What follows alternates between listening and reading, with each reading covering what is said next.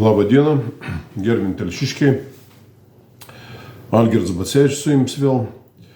Rinkimai vyksta, antras turas.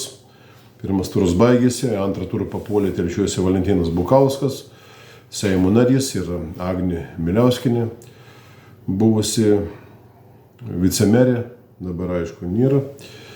Ir Valentinas Bukauskas, turiu pasakyti, žmogus yra žinomas.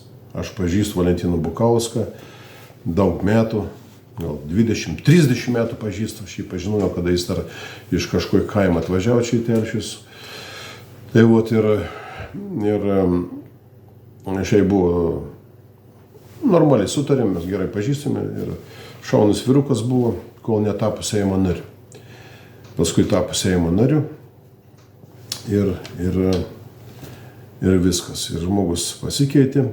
Žmogus vaizdavo, kad čia yra Seimo narys, kažkoks tai vienmandatininkas, laimėjo rinkimus, turėjo pinigų rinkimams, palaikė, turėjo partiją. Ir kaip Seimo narys, žmogus yra absoliutus nulis. Seime žmogaus nėra, nesimato. Seime Valentino Bukausko, statistika, pažiūrėkite, aktyvumą Seime. Prieš galą iš 141, Valentinas yra 135 yra. Ir 20 metų prasidėti Seime, turėtum jau viską žinoti, užsimerkęs, graibyti vieną ranką. Bet to nepadarė Valentinas Bukauskas, matyti yra galimybės ribotos, žmogus ne tam sutvertas. Ką jūs girdėjote apie Valentiną Bukauskos iniciatyvas, ką jūs girdėjote konkrečiai, nieko negirdėjote, tik pasakoja, kad čia kažką padėjo kažkam, tai atlyginimą gavo gerą, prabangiai pragyveno, turi gražius namus, gražią turbūt šeimą, aš nežinau. Bet visuomeniai naudos iš Valentino Bukausko, abejoju, kad buvo naudos. Abejoju. Seimo narys, vienmandatininkas, biuras yra, savivaldybė išnuomojusi biurą. Seimo nario padėjėjai 3 etatiniai, turi 3 moteris, kuris galėtų padėti, rašyti raštus, siūlyti pataisas Seime, įstatymus kurti. Ką jūs girdėjote apie jį? Nieko. Koks įstatymas ir pasiūlys? Mes nieko negirdėjom. Telšiuose rezonansiniai įvykiai, skandalai, bylos visokios, vagysčių visokių machinacijų yra. Kur Valentinas Bukauskas, mūsų vienmandatininkas? Jo nėra. Jam neįdomu, kas įvyko rajone.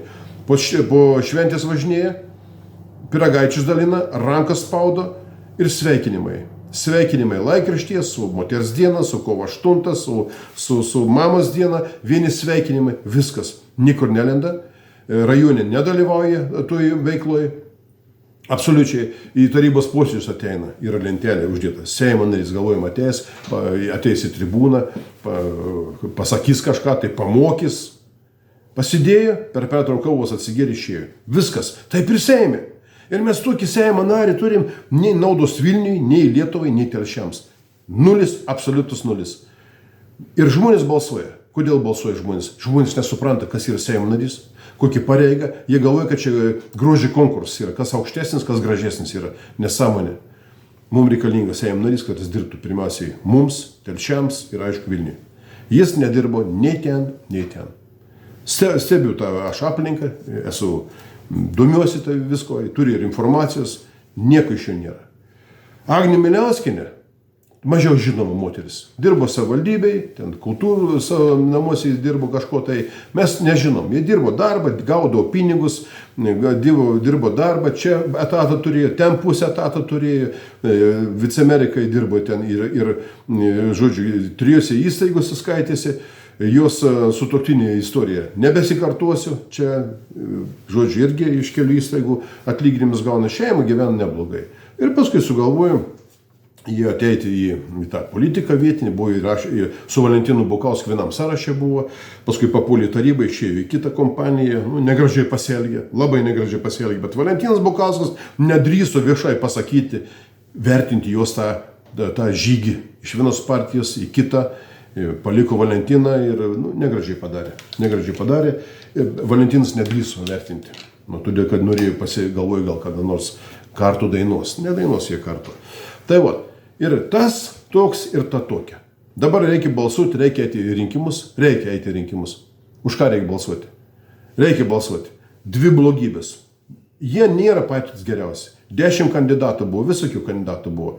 Nu, bet pas mus rinkimai yra kaip grožio konkursas, pas mus ir vertinimas nėra nei kompetencijos, nei intelektas, nei erudicija, pas mus nevertinės žmogus, kaip tu gali vertinti, kad pats negali vertinti, pats negali, neturi ko matuoti. Tai ir vat, papuola tokių žmonių, gauna Seimo nario mandatą, gauna atlyginimą ir per šventės pasirodys. Pinigų yra, tortams yra, saldainiams yra ir viskas. Ką daugiau gali pasakyti? Paprastam žmogui nelabai įdomu, jam už šiukšles, kad nemokėti, kad už žemę mažiau mokėti, kad ten primokėtų, kad kokį pašalpą gauti, kad priedai gauti. Žmonės pas mus paprasti yra provincialai.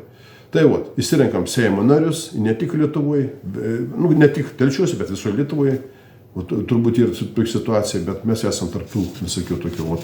Vat du kandidatai, už kurį balsuoti, aš asmeniškai, aš nežinau, už kurį balsuoti. Už tą balsuoti, tai stagnacija, 20 metų, nei iš vietos nepajudėjo. Už kitą balsuoti, dirbo vicemerė, Agnė Miliauskienė, iš vicemerų padirba, nu kiek padirba, atleido iš vicemerų. Kodėl atleido? Reikia mero paklausti, matyt, nieko nedirbo, naudos nebuvo, vicemerų nesugebėjo padirbėti, nu tai ką? Nu, mes esam su jie susitikę keletą vietų, nu, moteris yra arogantiška, moteris yra ir partijoje, vienoje partijoje pabuvo jauni žmonės, kitoje partijoje pabuvo, žiūri, kur šilčiau yra. Nu, tai va, tai už ką balsuoti? Aš nežinau, už ką balsuoti. Sunku apsispręsti. Taip kad žiūrėsim. Ačiū dėmesį.